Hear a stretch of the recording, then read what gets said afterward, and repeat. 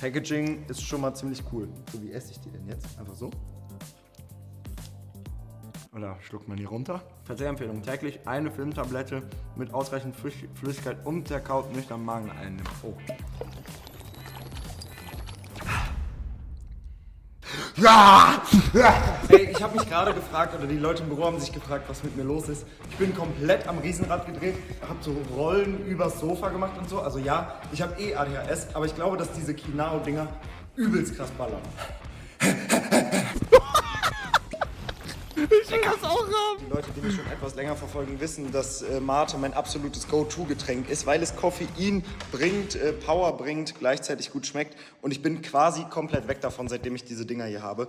Also wirklich für mich ein absolutes Winning-Produkt. Auch jetzt nehme ich wieder eine, um genug Power zu haben, weil ich schon 8 Stunden am Arbeiten bin.